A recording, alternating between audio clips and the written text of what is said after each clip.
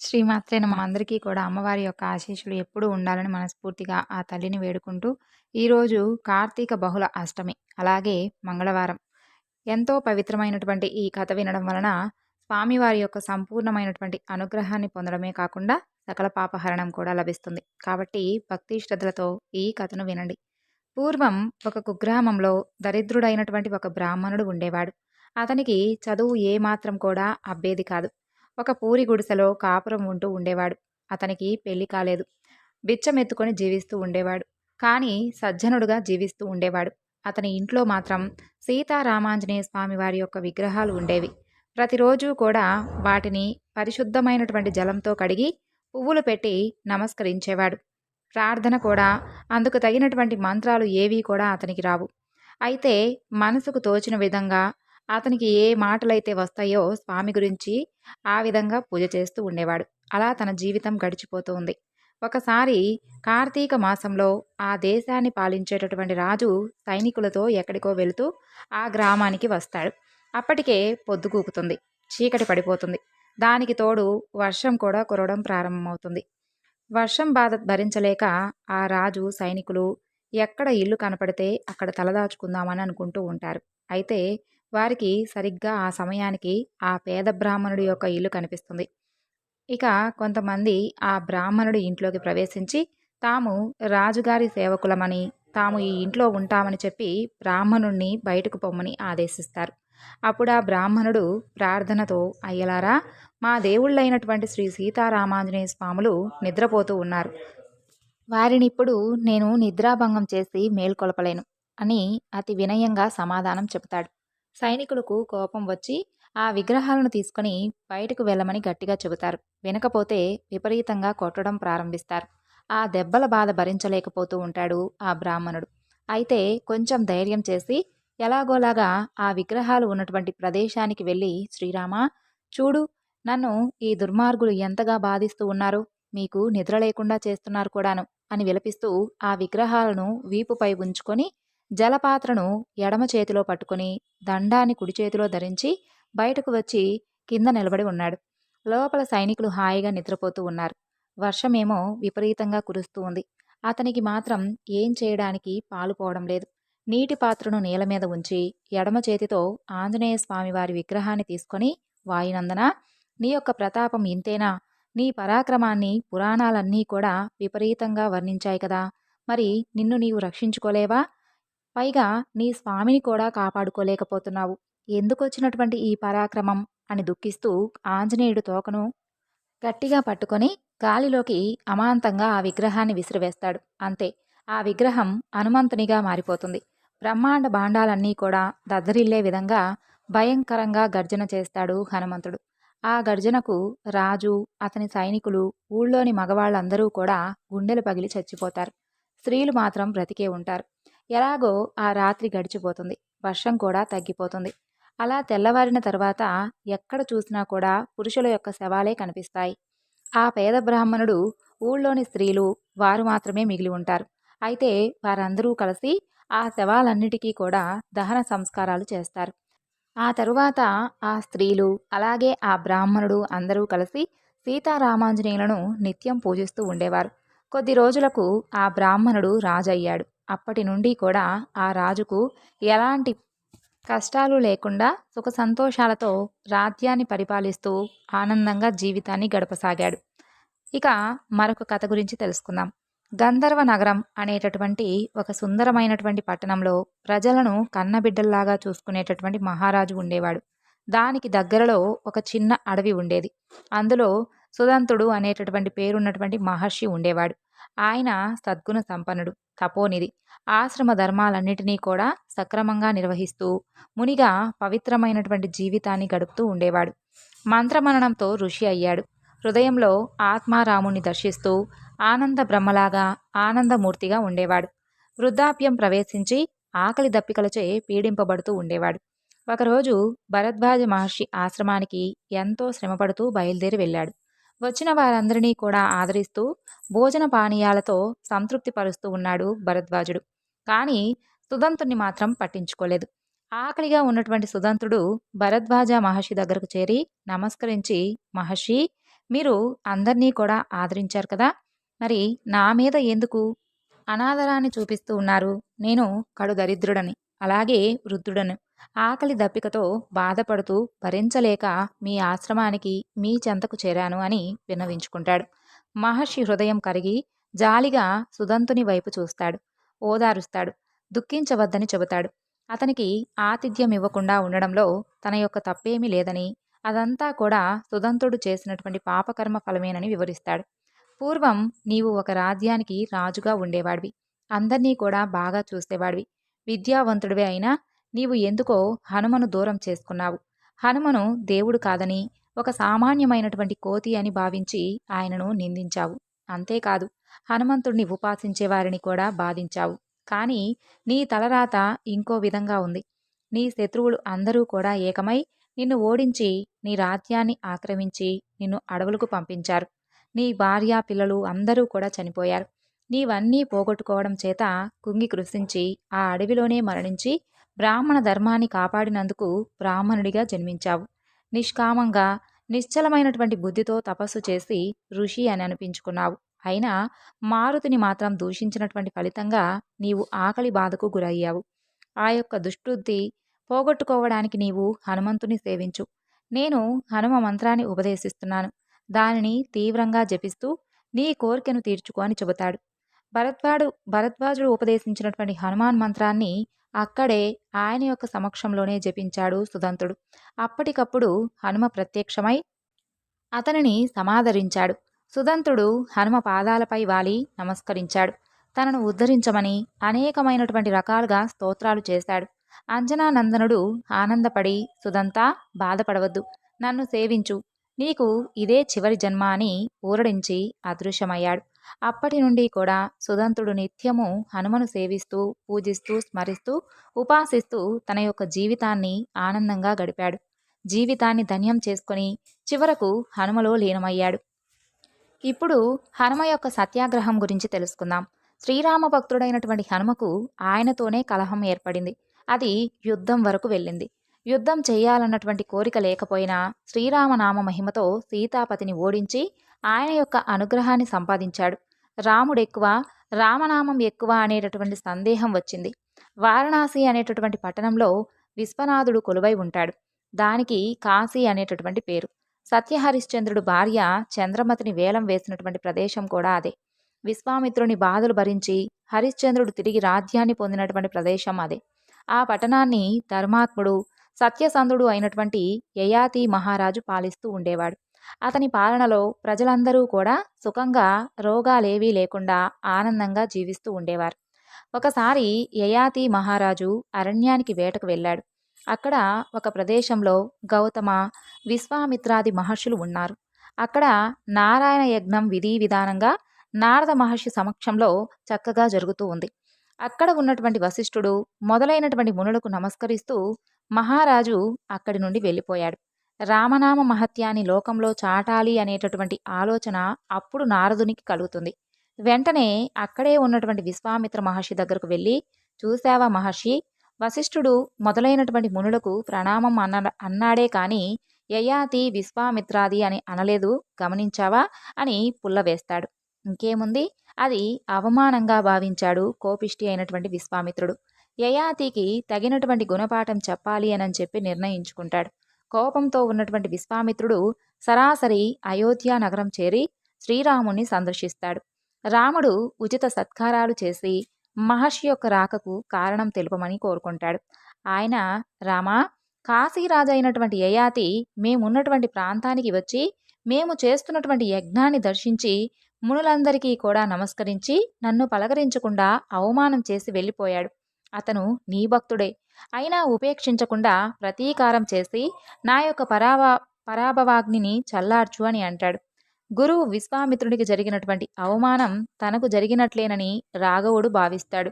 ధర్మరక్షణ తన యొక్క కర్తవ్యం అని అనుకుంటాడు. వెంటనే ధనస్సును చేతిలోకి తీసుకొని ముందు వెనక ఆలోచించకుండా సూర్యాస్తమయంలోపు యయాతిని చంపుతాను అని ప్రతిజ్ఞ చేస్తాడు. ఆ విషయాన్ని నారదుడు యయాతికి తెలియజెప్తాడు. అతన్ని కాపాడగలిగింది శ్రీరామ బంటు అయినటువంటి హనుమంతుడు ఒక్కడే అని సలహా కూడా ఇస్తాడు. ఇక తన ప్రభువుతో అకారణమైనటువంటి కలహానికి దుఃఖిస్తూ యయాతి ఆలస్యం చేయకుండా వేగంగా వెళ్ళి హనుమ తల్లి అయినటువంటి అంజనాదేవి పాదాలపై పడతాడు. శరణు వేడుకుంటాడు. ఆమె మాతృ హృదయం కరిగిపోయి ప్రాణభయం లేదని అభయం ఇస్తుంది. ఆమె హనుమతో యయాతిని ఏ విధంగా అయినా సరే నీవు తప్పకుండా రక్షించమని కోరుకుంటుంది. అప్పుడు వారిద్దరూ కూడా యయాతిని చంపాలని చెప్పి ప్రతిజ్ఞ చేసింది ఎవరా అని యయాతి విషయం అంతా కూడా వివరించమని శ్రీరామ బంటు అయినటువంటి హనుమంతుడు అడుగుతాడు. అందుకు యయాతి విషయం అంతా కూడా వివరించి చెబుతాడు. రామస్వామితో విరోధం అతనికి ఇష్టం లేదు, కానీ తల్లి ఇచ్చినటువంటి శరణు మాటను పాటించాలి కదా. సరేననుకొని యయాతిని వెంట తీసుకొని అయోధ్యకు వెళ్ళాడు హనుమంతుడు.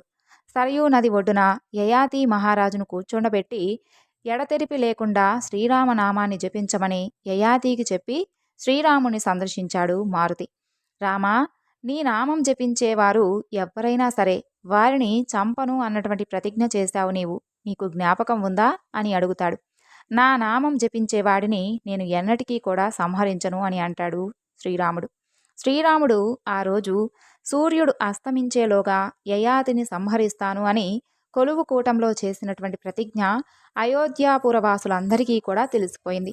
దానితో పాటు యయాతిని రక్షిస్తాను అని హనుమ శపథం చేసినటువంటి మాట కూడా అంతటా పాకిపోతుంది. ఇక అందరూ కూడా ఏం జరుగుతుందో అనేటటువంటి కుతూహలంతో సరయూ నది దగ్గరకు చేరుకుంటారు. హనుమంతుడికి యయాతిని విడవమని సలహా ఇస్తారు అందరూ కూడా. అంతలో శ్రీరాముడు సోదర సమేతంగా అక్కడికి చేరుకుంటాడు. యయాతిని విడిచిపెట్టమని అంటాడు. దానికి మారుతి, రక్షించడమే ధర్మంగా ఉన్నటువంటి నీకు నేను సేవకుడిని రామా, నీవు చేపట్టినటువంటి వ్రతాన్నే నేను కూడా చేస్తూ ఉన్నాను. యయాతిని చంపాలి అని అనుకుంటే ముందు నన్ను చంపి ఆ తరువాత అతన్ని సంహరించు అని విన్నవించి బిగ్గరగా రామనామం చేస్తూ గదను చేత్తో పట్టుకుంటాడు. యుద్ధ సన్నద్ధుడవుతాడు.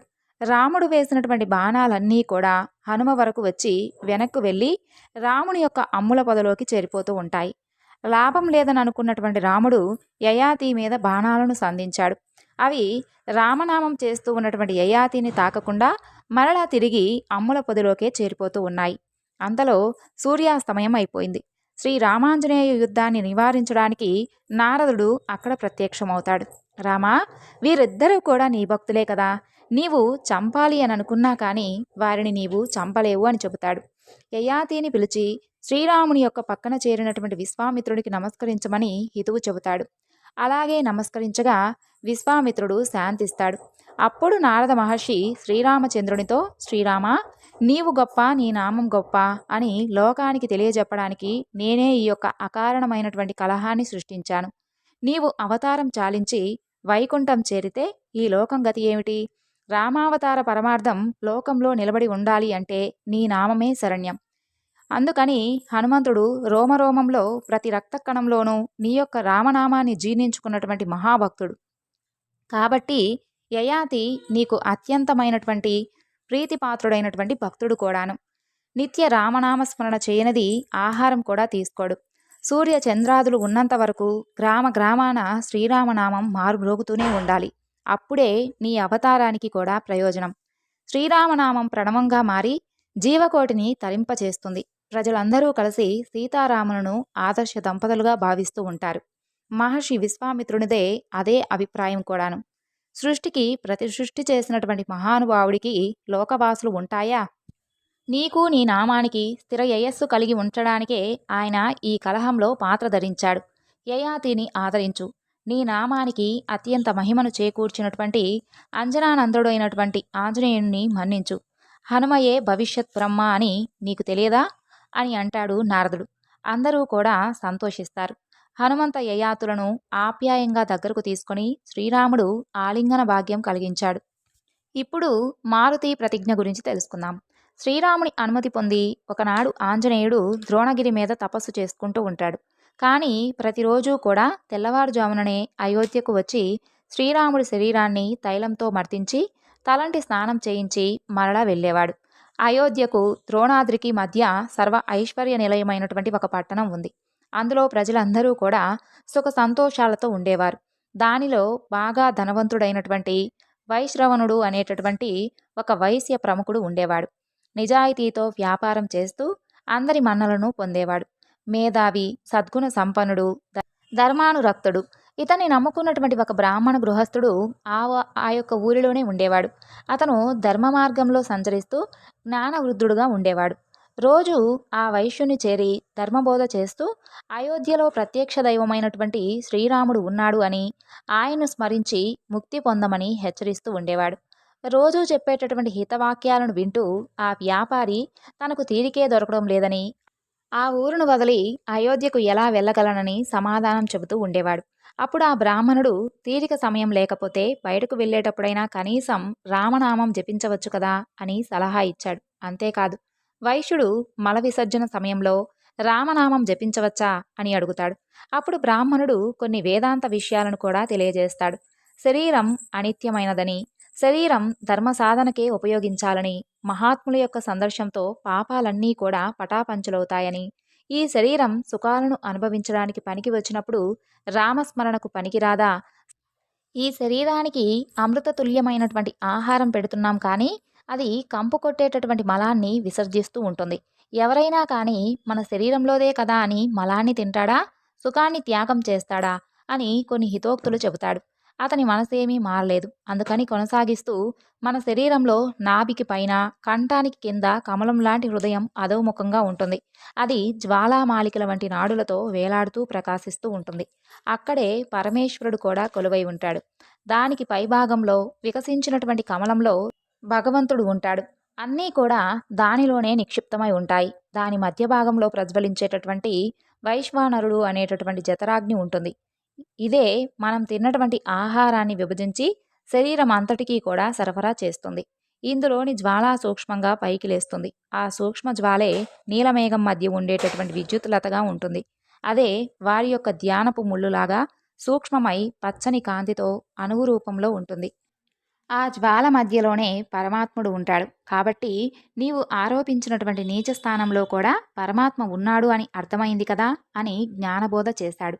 ఇదంతా కూడా వేదవాక్య సముదాయమేనని, సర్వజనులకు ఈశ్వరుడుగా, విశ్వభోక్తగా ఉన్నటువంటి పరబ్రహ్మ అంగుష్టమాత్రుడుగా మన హృదయంలోనే కొలువై ఉన్నాడు అని, అలాగే మన శరీరానికి సంబంధించినవే మనసుకు సంబంధించినవి కావని, బాహ్యమైనటువంటి కార్యక్రమాలను చేస్తూనే అంతరధర్మాన్ని చేసుకుంటూ ఉండాలని, అప్పుడే తన మత వంశ ధర్మాలను అనుసరించినట్లు అవుతుందని, అప్పుడే ముక్తి లభిస్తుంది అని తెలియజేశాడు. శ్రీరాముడు రావణ సంహారం చేసినటువంటి అవతార పురుషుడని, కాబట్టి శ్రీరామస్మరణయే మోక్షానికి దారి అని, దాన్ని వదిలి ధనార్జనయే ధ్యేయంగా బ్రతికితే జీవితమంతా కూడా వ్యర్థమని ఎరుకపరిచాడు. అప్పుడు వైశ్రవణుడికి నెమ్మదిగా విషయం అంతా కూడా బోధపడుతుంది. దానిని బాగా మననం చేశాడు. మొదట్లో కొంచెం కష్టంగా ఉన్నా మల విసర్జన సమయంలో కూడా రామస్మరణ చేయడం ప్రారంభించాడు. ధన సంపాదన ధ్యాసతో అతనికి మల విసర్జన కూడా కష్టమైపోయింది. ఒకసారి హనుమ అయోధ్యకు వెళుతూ ఈ వైశ్యుని చూస్తాడు. వైశ్యుని యొక్క బాధ, అందులో నుండి రామనామం విని తరువాత అతనికి అసహ్యం వేస్తుంది. ఇక కింది వైపుగా ఎగురుతూ వైశ్యుని వీపు మీద 5 వేళ్లు అచ్చుపడే విధంగా బాది పారేస్తాడు. మారుతి అయోధ్యకు చేరి శ్రీరాముడి శరీరానికి నూనె మర్జన చేస్తూ ఉన్నప్పుడు రాముడు విపరీతమైనటువంటి బాధను ప్రకటించాడు. స్వామి, ఏమిటి మీ బాధ? హనుమా, నా వీపు మీద ఒక భక్తుడు అరచేతితో బాధేశాడు. మిమ్మల్ని కొట్టేటటువంటి భక్తుడు భక్తుడే కాదు, వాడెవడో చెప్పండి, ఇప్పుడే వెళ్ళి దండించి వస్తాను. మన భక్తుడేనయ్యా హనుమయ్య, వాడెక్కడ ఉన్నాడు, ఏం చేస్తున్నాడో చెప్పండి స్వామి. ఇక్కడే ఉన్నాడు, నాకు తైలమర్జన చేస్తున్నాడు. నేనా స్వామి? సాక్షాత్తు నీవేనయ్యా. రామప్రభో, మిమ్మల్ని నేను కొట్టానా? అంతటి పాపాన్ని నేను చేశానా అని బిగ్గరగా ఏడవడం ప్రారంభించాడు హనుమ. హనుమ, దుఃఖించవద్దు. నీవు నన్ను ప్రత్యక్షంగా కొట్టలేదు, కానీ నా నామం జపించేటటువంటి నా భక్తుణ్ణి కొట్టావు. ఆ దెబ్బ నాకు తగిలింది. నీవు వచ్చేటటువంటి దారిలో జరిగినటువంటి ఒక సంఘటనను జ్ఞాపకం తెచ్చుకో. నీవు కొట్టినటువంటి దెబ్బ ఆ వైశ్యుని ఏమీ కూడా బాధించలేదు, నన్ను బాధించింది. ఎంత బలంగా కొట్టావయ్యా! నీ కోపమంతా కూడా తీర్చుకున్నావు. ఆ దెబ్బే అతనికి తగిలి ఉంటే దెబ్బకు మరణించేవాడు. నీకు అపవాదు వచ్చేది. అందుకోసం నేనే స్వయంగా ఆ దెబ్బను భరించాను. నీవు కూడా నా భక్తుడివే కదా. అతను మరణిస్తే రామనామం అచ్చిరాదని లోకంలో ప్రచారం జరిగిపోతుంది. అందుకని నాకీ అవస్థాయోగం కలిగింది అని నెమ్మదిగా చెబుతాడు భక్త సులభుడైనటువంటి శ్రీరాముడు. మారుతికి దిమ్మ తిరిగిపోతుంది. క్షమించమని స్వామి పాదాలపై పడి విపరీతంగా విలపించాడు. అప్పుడే హనుమ ఒక ప్రతిజ్ఞ చేస్తాడు. శ్రీరామ ప్రభు, నీ సాక్షిగా ఒక ప్రతిజ్ఞ చేస్తున్నాను. రామమంత్రం మోక్షానికే కాని ఐహికానికి కాదు. ఉభయ లోకాలలో సుఖాన్ని ఇచ్చేటటువంటి రామనామాన్ని జపించేవారిని సర్వదా రక్షిస్తూ ఉంటాను. రామనామం జపించేవారు ఎలాంటి వారు, ఏ కాలంలో ఏ ప్రదేశంలో జపిస్తున్నారు, అందుకు నియమాలు ఏమిటి అని ఎప్పుడూ కూడా విచారించను. రామనామంలో నీవున్నావు. నీ నామం ఉన్న చోట సర్వశ్రేయస్సులు సదాచారాలు ఉంటాయని త్రికరణ శుద్ధిగా నమ్ముతున్నాను. కేవలం నీ నామాన్ని స్మరిస్తే నిన్ను స్మరించినట్లే అని మారుతి మరొకసారి ప్రతిజ్ఞ చేసి రాముడికి వీడ్కోలు చెప్పి రత్నగిరికి బయలుదేరి ఆ వైశ్యుని ఇంటికి వెళ్ళి అతన్ని నిండు మనస్సుతో అనుగ్రహించి ఆనందంగా రత్నగిరికి చేరి ధ్యానమగ్నుడవుతాడు హనుమంతుడు. ఈ సంఘటనతో వైశ్రవణుడు అనేటటువంటి ఆ వైశ్యుడు కూడా ఈ లోకంలో సర్వధన శ్రేష్ఠుడు అనిపించుకున్న పరలోకంలో రామధన శ్రేష్ఠుడుగా మారి ధరించాడు. అతని కుటుంబము ముక్తి పొందింది. కాబట్టి శ్రీరామనామానికి రాముడు, మారుతి ఇద్దరూ కూడా బలమైనటువంటి పుష్టిని ఇచ్చారని మనకు తెలుస్తుంది. హనుమంతుని యొక్క రూపం ఏ విధంగా ఉంటుంది అంటే అన్ని లోకాలలో ఉన్నటువంటి లావణ్యం అంతా కూడా పోతపోసినట్లుగా ఉంటుందట. దేవతలే ఆ రూపాన్ని చూసి ఆశ్చర్యపోతూ ఉంటారట. బలిష్టమై పొడవైనటువంటి ఆ దేహాన్ని, అతి పొడవైనటువంటి వాలాన్ని, వానర ఆధిపత్యాన్ని తలుచుకుంటూ భక్తితో కళ్ళు మూసుకుంటూ ఉంటారట. జాంబవంతుడు, అంగదుడు, నలుడు, నీలుడు మొదలైనటువంటి వారందరూ కూడా రక్షకులుగా నిలబడి సేవ చేస్తూ ఉంటారట. అవసరమైనప్పుడు భక్తులను రక్షించడానికి అనేక రూపాలను స్వామివారు ధరిస్తూ ఉంటారట. ఆశ్రితులను రక్షిస్తూ దుష్టులను శిక్షిస్తూ కూడా నిత్య కృత్యాలలో ఏమాత్రం కూడా అజాగ్రత్త చూపించకుండా ఉంటాడట హనుమంతుడు. హనుమంతుని యొక్క అనుగ్రహం పొందడానికి కొందరు ఆయన విగ్రహాలను భక్తులకు ఇస్తూ ఉంటారు. శచీపతి అయినటువంటి దేవేంద్రుడు గంధమాదన పర్వతం దగ్గర సరస్సు వద్ద తూర్పు ముఖంగా హనుమంతుని యొక్క విగ్రహాన్ని స్థాపించి స్తోత్రాలు చేసి పూజించాడు. ధర్మరాజు దక్షిణ దిక్కులో విగ్రహ ప్రతిష్ఠ చేసి నీలుడికి ఇచ్చాడు. వరుణుడు నైరుతి దిక్కున విగ్రహం పెట్టి పూజించి పనసుడికి సమర్పించాడు. పశ్చిమాన వరుణుడు స్వామివారి విగ్రహాన్ని ప్రతిష్ఠ చేసి గంధమాదనుడికి ఇచ్చాడు. గంధమాదన గుహలో రత్న సింహాసనం మీద హనుమంతుడు చిద్విలాసంగా శ్రీరామనామ ధ్యానంతో అరమూసినటువంటి కన్నులతో భక్తుల యొక్క సందేహాలను తీరుస్తూ స్వామివారు త్రిమూర్త్యాత్మక స్వరూపంగా వెలిగిపోతూ ఉంటాడు.